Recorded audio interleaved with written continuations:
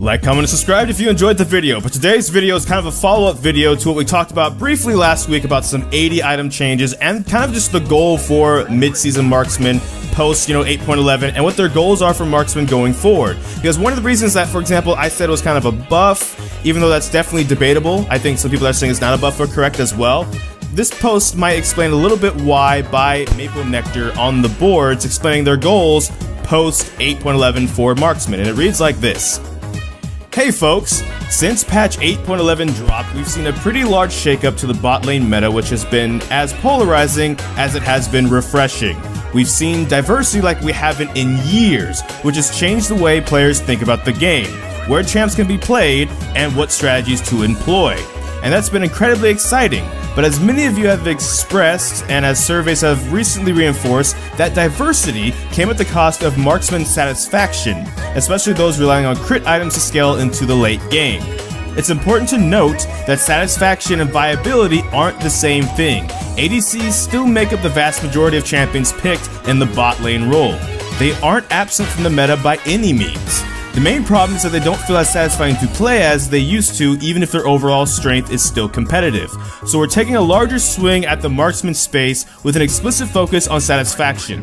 This will look a bit different from the follow-up we've done so far, which was more focused on pure power, reining in top tier ADCs like Ezreal and Kai'Sa, buffing the bottom tier like Caitlyn, Triss, Varus, adding a little bit power to the core items like Affinity Edge, Stormrazor, Brawler's Glove, etc. Our primary goal with the upcoming changes are: increase how satisfying it feels to play ADC, move some crit marksman power out of the late game and into the early mid game by shrinking some of the larger item purchases in both costs and stats, and maintain the diversity in the bot lane role that we've seen since the mid-season. An example of the type of changes we're exploring, but still subject to change, is Static Shiv. Its cost has been decreased from 2,900 gold to 2,800 gold. The critical strike was lowered from 30% to 25%, though currently, as of recording this, they've actually re-amped and put back up crit strike on Zeal items back up to 30%. We'll get into that in a little bit. Our goal is to not return to an entirely ADC-reliant meta, where the only strategy is to always take an ADC, get them to late game, and then win. What we're trying to do is make it feel like that you get to come online earlier in the game, rather than a game ending before you even hit your power spikes. If we end up losing a lot of the diversity gains from mid-season along the way, we'll be trying to find ways to bring that back as well, but we're not going to go that far, hopefully. So then, what I mentioned just earlier, on the PvE there are some changes. There was a change to Bloodthirster, which lowered its 80 to 65 from 80. That's been reverted. Its total cost, though, has been reverted from 3,300 to 3,500. So the combined cost is going back up from 950 to 750. Pretty much there was a change on there that's been reverted, so Bloodthirster will be the same. Infinity Edge now has some more changes, including its AD is getting back up to 80, or its AD, as in the letters A and D, that was lowered from 80 to 70 was put back up to 80 to 70, is now back down to 70 from 80. The unique passive now against minions and monsters, the bonus crit will actually deal 50% more damage. Otherwise, the item is relatively unchanged. That clouts for Ornn's upgrade as well. When it comes to things like Phantom Dancers, Runon's Hurricane, Rapid Fire Cannon, all of their strike chance has been reverted from the 25% back up to the 30%. And when it comes to Stormrazor, which had some changes that we didn't get to talk about yet, Stormrazor has some other changes testing on the PvE. The total cost is being increased to 2,700 to 2,800, but on live it's like 3,200, so that's still 400 gold down. The AD, however, is being increased up to 65. On live it was 75, so that is 10, damage going down right there. And one of the things I want to just note is what they're trying to do here is pretty much be like, hey, instead of your 3 item power spike being at, say, level 15 or 16, what if we can make it at level, say, 12?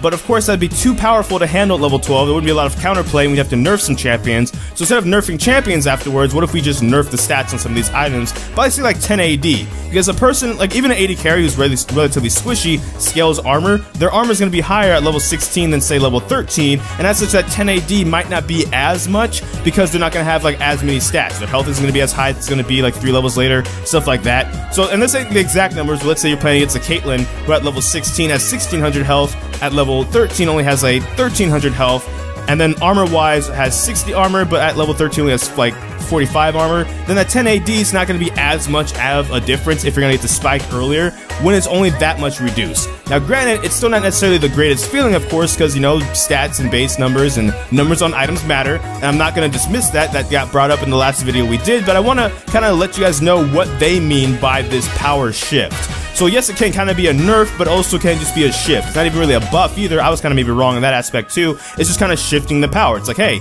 you get to do this earlier, but to be able to be fair, we have to trim some stuff off, and that way you could just still be in the game. Because one of the problems right now is the game ends so fast that even though late game champions are still strong when you get those items, maybe you don't get those items though, and or the game's decided before you get those items, so it doesn't really matter. And they kind of want to change that and be like, hey, well, if you are successful, if you know how to CS and stuff, maybe you can be more impactful early game without necessarily being the game centered around you and focused around you. So that's kind of just a short, not really short, but kind of like some things in the PvE, some changes that they want to do, why they're doing these changes. In the comment section down below, let's have a conversation about what do you think about these changes. I originally said they were a buff.